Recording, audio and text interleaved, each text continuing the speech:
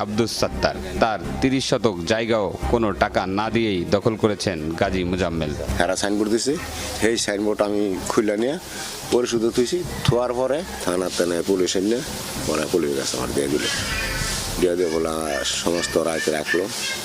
তো পুলিশের যা কি ঘটনাটা তো নিজে বুঝেনি জানেনি, দূরে নিয়ে তো আর ই করে না, আদর করে না, থানায় নিয়ে আবার মারধর করছে।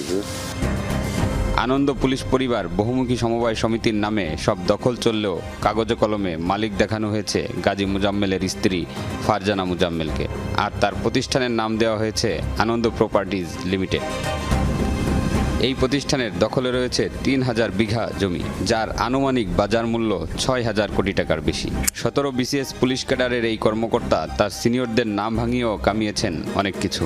মাঝে মধ্যেই রূপগঞ্জের প্রকল্প এলাকায় তার আলিশান খামার বাড়িতে নিয়ে যেতেন তাদের, কখনো কখনো শোডাউনেও কাজে লাগাতেন